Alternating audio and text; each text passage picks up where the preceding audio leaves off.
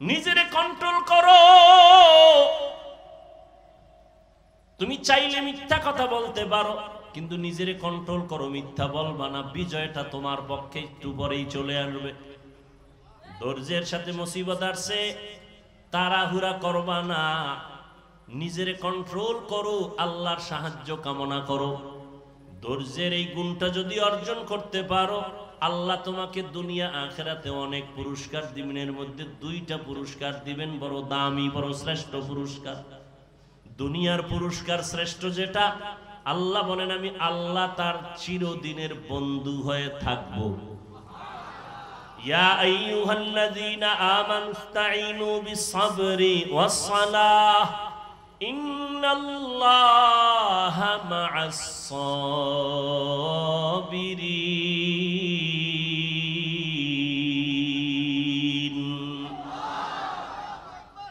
দুনিয়ার পুরস্কার আল্লাহ তার বন্ধু হয়ে থাকবেন।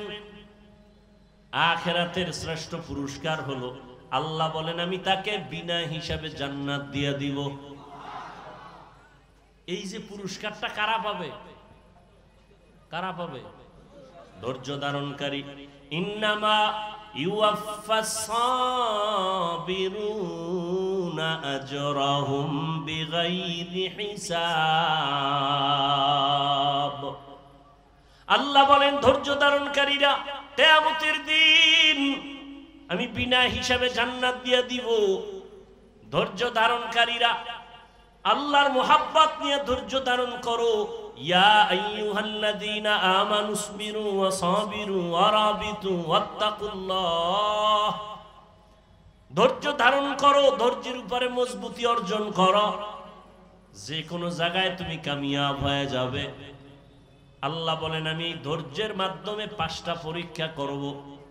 আমি আল্লাহ পরীক্ষা করে যাচাই করব কার ঈমান হালকা মজবুত। 5টার মধ্যে প্রথম যেই জিনিসটা দিয়ে আমি পরীক্ষা করব তার নাম হলো ভয়, মিনাল খাউফ।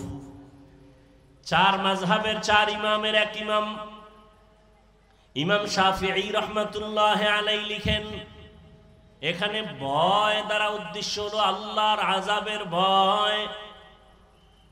ও আল্লাহর গোলাম, তুমি নামাজ পড়ো, পর্দা করো, দাড়িটা লম্বা করলে তোমার আল্লাহ খুশি, তোমার আপনজন আত্মীয় স্বজন বেজার হয়ে যাবে। এখন তুমি আত্মীয় স্বজনের ভয়ে দাড়ি কাটবা, বেপরদায় চলবা, নাকি আল্লাহর জাহান্নামের আযাবের ভয়ে নামাজ পড়বা, পর্দা করবা? এটা তোমার পরীক্ষা। ধৈর্য যদি থাকে তুমি পাস, আর ধৈর্য ধারণ করতে যদি না পারো তুমি ফেল হয়ে যাবা।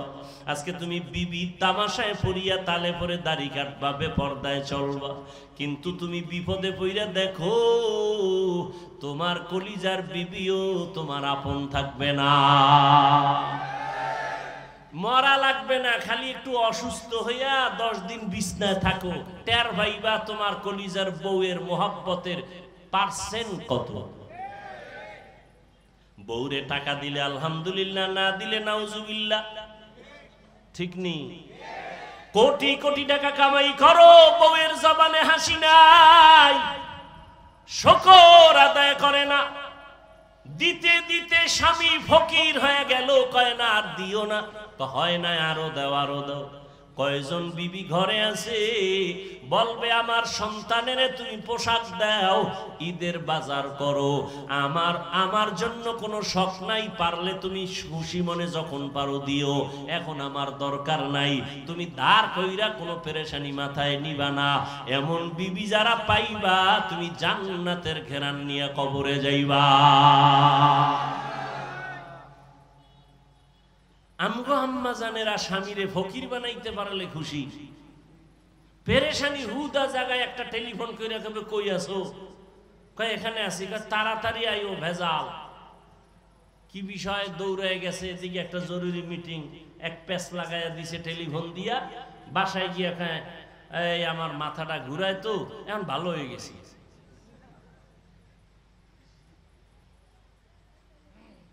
হ্যাঁ, এই জন্য ভালো মেয়ে বিয়া করো। ধৈর্য বড় দামি একটা সম্পদ। ধৈর্যের পাহাড় পৃথিবীতে স্থাপন করে গেছেন। ও পর্দার আড়ালের আম্মা জানেরা, ইতিহাস ভালো করে পড়ো। কয়েকদিন আগে আম্মা জানদের ধৈর্যের পরীক্ষা গেল। কোরবানি করেছো, মা হাজেরা আলাইহিস সালামের ইতিহাস তোমার সামনে চলে আসছে। ইসমাইল নবীর মা কেমনে সন্তানটারে বাবার কাছে ছুরির নিচে দিয়া দিল। দুনিয়াতে ৮০ বছরের পরে বাবা ইব্রাহিম একটা সন্তান পাইছেন, ইসমাইল। আদরের বিবি হাজেরা আলাইহিস সালাম বাচ্চা পাইয়া বাবাই খুশি। আল্লাহর অর্ডার হয়ে গেছে, এখন আর কাছে রাখা যাবে না। মক্কার কিনারায় জঙ্গল পাহাড়, ওখানে বিবি হাজেরাকে আর ইসমাইল শিশুটারে রাইখা নবী ইব্রাহিম বিদায়। আম্মা জান হাজেরা কয়, ও পয়গম্বর, আপনি যেখানে রেখে যান আপনি কই যান? কয় আমি বাড়ি চলে যাই। কয় বিষয়টা কি? এখানে মানুষ নাই, সূর্যের আলো নাই, কিচ্ছু নাই, খাওন দাওন নাই, আমি মহিলা মানুষ, এই শিশু বাচ্চা নিয়ে কেমনে থাকবো? এবার ইব্রাহিম নবী কথা বলে না, চুপ করে দাঁড়ায় আছেন। মা হাজেরা বলে, আরে নবীর স্ত্রী তো, এত বুদ্ধি তো আল্লাহ কিছু দিয়া রাখছেন। কয় বড় বউ সারা বিশ্ব সুন্দরী, এর সাথে কোনো দ্বন্দ্ব? ইব্রাহিম নবী মাথা নাড়ায় বলে, না। হাজেরা বুঝতে পারছেন এখানে আল্লাহর হুকুম আসছে। এবার কা আল্লাহর হুকুম হইছে নি? এবার ইব্রাহিম নবী জিও বলে না, মাথা দিয়া সম্মত দিলেন, হ্যাঁ। এইবার হাজেরা কয়, আল্লাহ যদি অর্ডার করে থাকেন, আমি হাজেরার কোনো আফসোস নাই, দুঃখ নাই, আপনি চলে যান, দোয়া করবেন আল্লাহ যেন হেফাজত করে। মা হাজেরার ধৈর্য, মা হাজেরাকে আল্লাহ এত ভালোবাসেন, এই ধৈর্যের কারণে কিয়ামত পর্যন্ত, ইসরাফিলের সিংহায় ফুৎকার দেওয়া পর্যন্ত মা হাজেরার স্মৃতি আল্লাহ হাজীদের জন্য ওয়াজিব করে দিয়েছেন। ও হাজী সাবরা, তোমরা মক্কায় গিয়ে যখন হজ করবা, সফা মারওয়ায় আমার হাজেরা দৌড়াইছে 7 বার। তোরা যদি দৌড়টা না দেও, আমি আল্লাহ তোদের কারো হজ কবুল করব না। চিন্তা করেন, বালিশে মাথা লাগাইয়া, এটা কেমন কপাল যে হাজেরার দৌড় কিয়ামত পর্যন্ত আল্লাহ বাধ্য করে দিয়েছেন, হাজিরা দিবি দৌড়, না হয় হজ বাতিল। মাওলার কাছে হাজেরার ধৈর্য পছন্দ হয়ে গেছে। আর তুমি সেই জমজমের পানি পান করতেছো, মা হাজেরার কান্নার ফসল। ইসমাইল দুধ পায় না, খানা পায় না, কাঁদতেছে। মা হাজেরা দৌড়া ইসমাইলের পানি দেওয়ার জন্য, একবার সাফা একবার মারওয়া। এবার আল্লাহর পক্ষ থেকে সাহায্য চলে আসলো। কে জানো হাজেরাকে একটা ডাক দিছে কোথা থেকে। হঠাৎ করে খেয়াল করে দেখে আওয়াজটা বাইতুল্লাহর পার্শ্ব থেকে আসছে। কিনারায় গিয়া দেখে অদৃশ্যের আওয়াজ। বলে, হাজেরা ডাকছো কেন? কোনো টেনশন করিও না, জিব্রাইল আইসা একটা পাখার একটা ডানা দিয়া বাড়ি মারছে মাটিতে, পানি ওঠা শুরু হয়ে গেছে। কেউ লেখেন ইসমাইল নবীর বাচ্চা মানুষ যে পা নাড়াইছে কান্নার সময়, পায়ের আঘাতে পানি। তবে বিশুদ্ধ বর্ণনা হলো জিব্রাইলের আঘাতে পানি উঠছে। ওই পানি দেইখা আম্মা জান হাজেরা বলছে, জম জম, থাম থাম। পানি থেমে গেল, নিজে পান করলেন, সন্তান ইসমাইলের করাইলেন। সারা দুনিয়ার সব বেঈমান বিজ্ঞানী, মুমিন বিজ্ঞানীরা একমত, জমজমের মতো পিওর পানি পৃথিবীর আর কোথাও এমন পিওর নাই। রহমতের নবীকে সাহাবায়ে কেরাম প্রশ্ন করলেন, ও আল্লাহর রাসূল, জমজম পানি কমেও না বাড়েও না, crore crore crore crore million trillion billion ton পানি হাজিরা নিয়ে যায়, এখনো যেখানে আছে আগেও সেই রকম ছিল, কমেও না বাড়েও না। সাহাবায়ে কেরাম বলেন, নবী এই জমজমের তলা কই? তলা কূপের। নবী বলেন, জমজম কূপের তলা হলো হাউজে কাউসারের সাথে। আল্লাহর চিনবি না রে নিব খারাপ। কই আমগো যে সার্টিফিকেট নাই তো সম্মান কমে নাই। সেদিনও বাংলাদেশের এক বড় মাথাওয়ালা মন্ত্রী মহোদয়ের মন্ত্রীদের মধ্যে বড় দামি কোন এক কাজে গেলাম, কয় হুজুর হেলিকপ্টারের প্রোগ্রাম চলছে নি।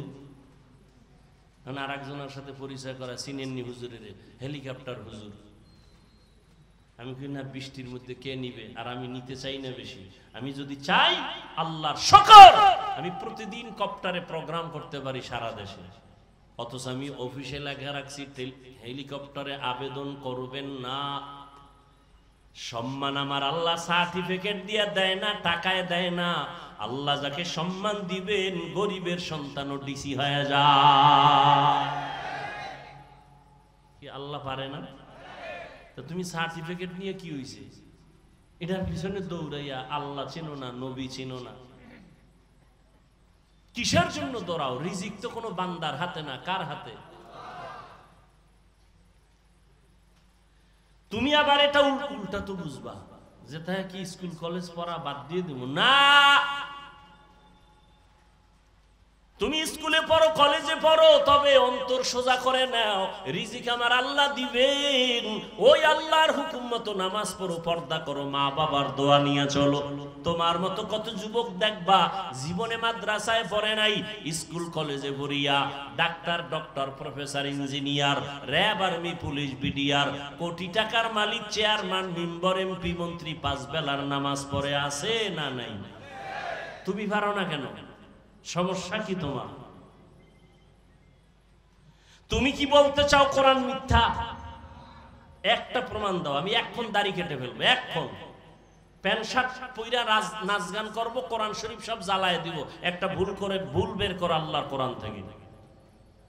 কারণ আমরা হুজুরেরা যত বাহাদুরি করি, সবকিছুর মূল ফাউন্ডার আল্লাহর কোরআন। জান্নাত আছে প্রমাণ কোরআন, আল্লাহ আছে প্রমাণ কোরআন শরীফ, কিয়ামত হবে প্রমাণ কোরআন শরীফ। সেই কোরআনে যদি একটা ভুল বের করতে পারো, তাহলে পুরো কোরআন ভুল, আল্লাহ ভুল, ইসলাম ভুল, সব ভুল মানি না। পারবা বের করতে? পেরেছে কোনো বেঈমান? তাহলে তওবা করো, মাস্তানি ছাইরা তওবা করো। তওবা করে আল্লাহকে বলো, আল্লাহ শয়তানের ধোকায় বহু বাহাদুরি করছি, আর করতে চাই না। কোন দিন যেন বাসের নিচে লাশ চলে যায়। এই যে কোরবানির ঈদে, রমজানের ঈদে কত যুবক গাড়ির নিচে চলে গেল, পানির ভেতরে লাশ হয়ে গেল। ধৈর্য বড় দামি এক সম্পদ। আল্লাহর মোহাব্বত নিয়ে 5 বেলার নামাজ পড়ো, 5 বার ওযু বানাও, শরীর তাজা থাকবে, কোনো ক্রিম লাগবে না, রোগ কম হয়ে যাবে, রোগ কম হবে। আল্লাহর ভয় অন্তরে জমা করো। এই ভয়টা 2 প্রকার, আল্লাহর পক্ষ থেকে ভয়, আবার বান্দার পক্ষ থেকেও ভয়। যেমন ইসরায়েলের মধ্যে বেঈমানরা ফিলিস্তিনের মুসলমানদের ভয় দেখায়, মসজিদে আকসা ছেড়ে দাও, না হয় তোমাদের উপরে হামলা করা হবে। বলে হামলা করো, যাই করো, জীবন দিব, আল্লাহর ঘর থেকে আমরা আলাদা হব না।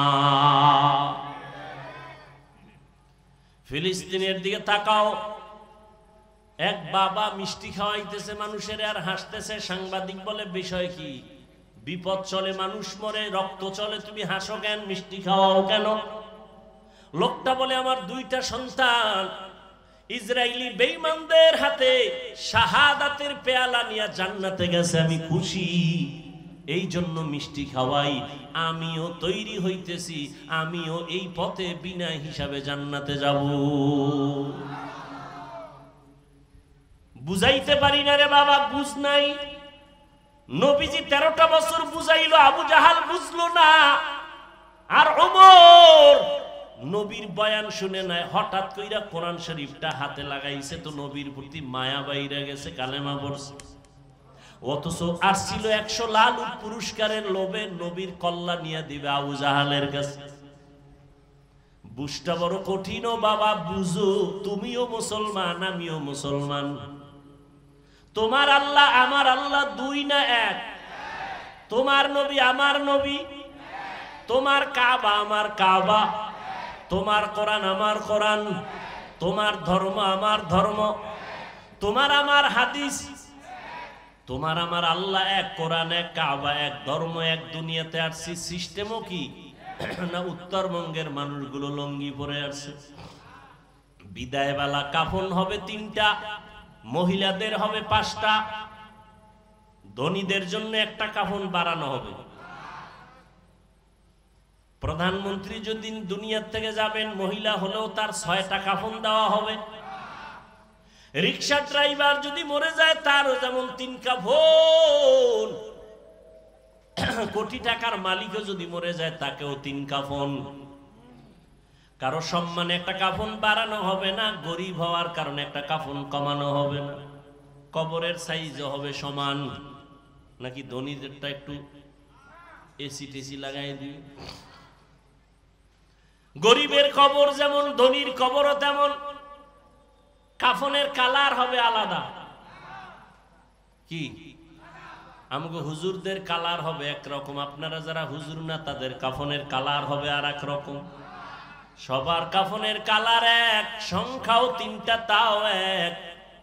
কারো কাফনে লেখা থাকবে না এমপি সাহেবের লাশ, বড় হুজুরের লাশ কাফনে লেখা থাকবে। অতএব যতই বাহাদুরি করি না কেন, সাদা কাফনে ঢুকার পর সব শেষ হয়ে যাবে। ঠিক নি?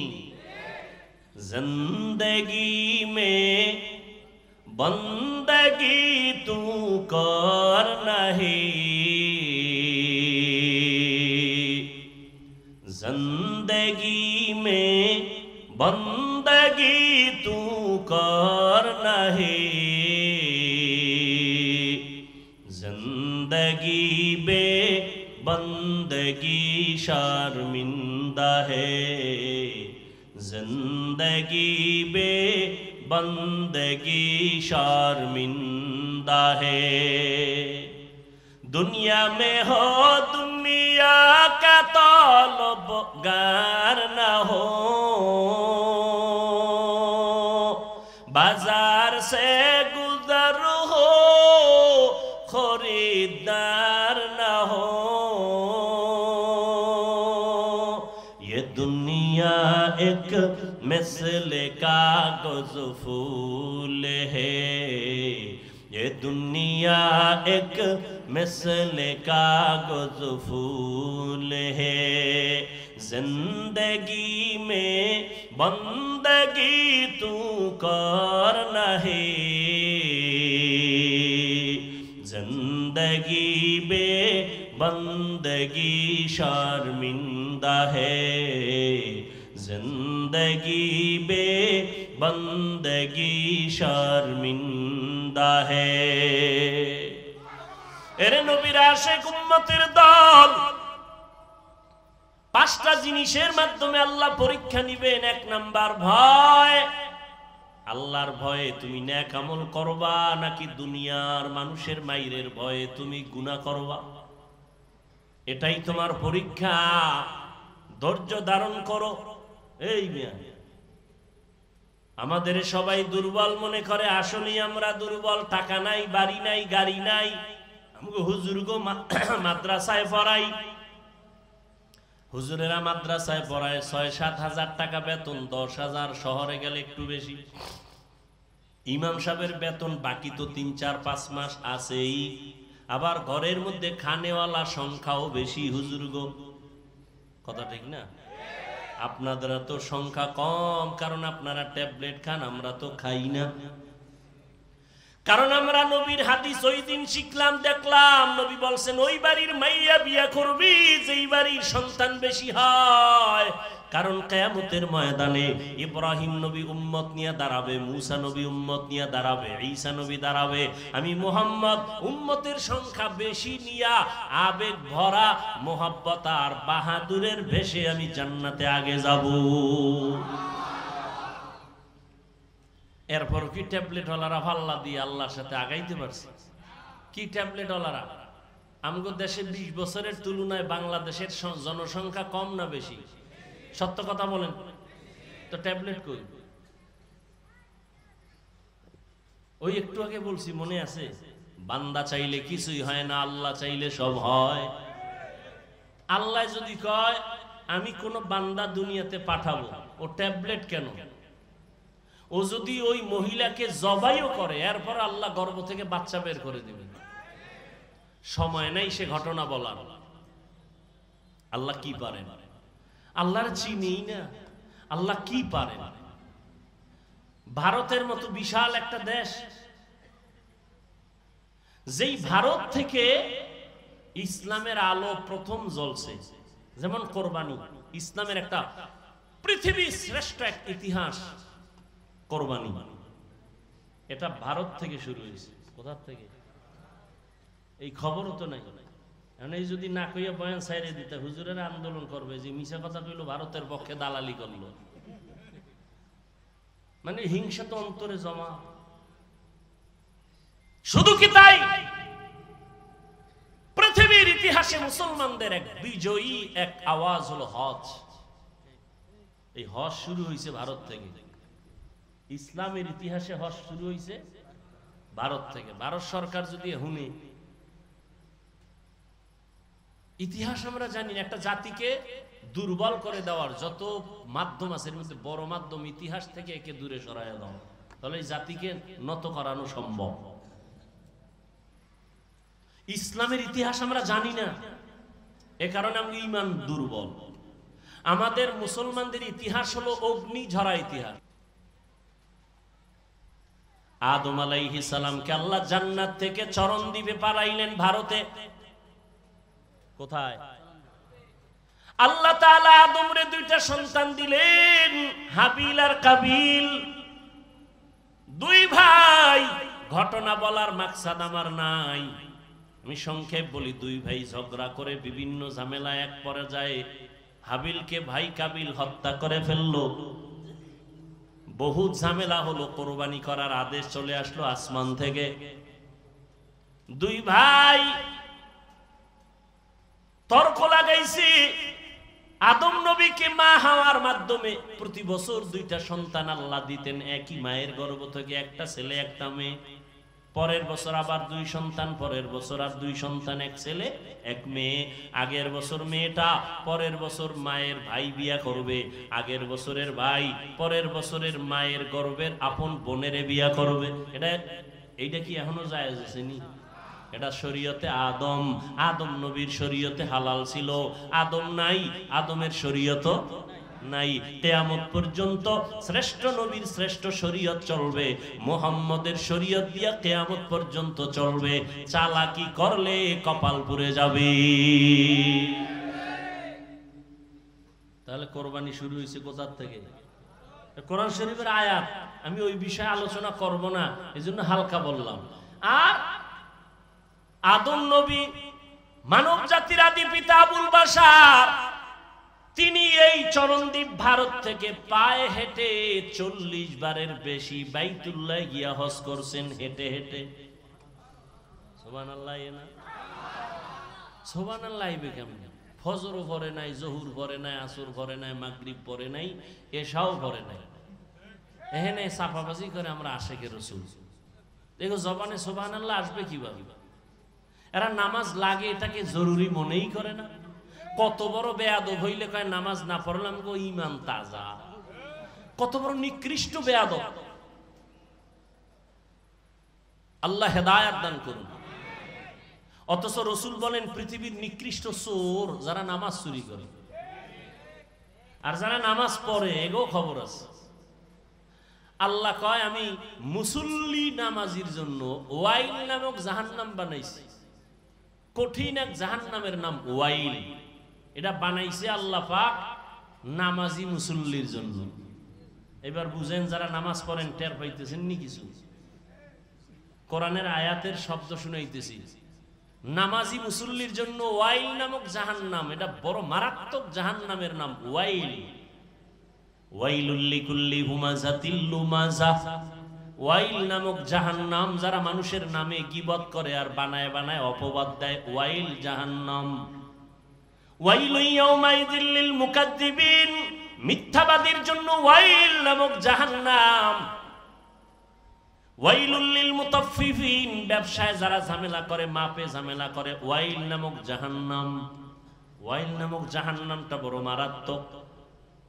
ও আল্লাহর বান্দারা, আর এক আয়াতে আল্লাহ বলেন নামাজির জন্য ওয়াইল নামক জাহান্নাম।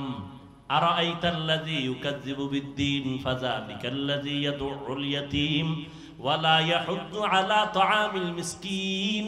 পরের পরেরটা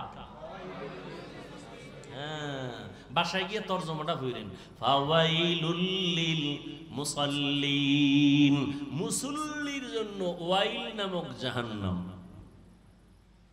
এবার যারা নামাজ পড়েন একটু খুশি নাকি?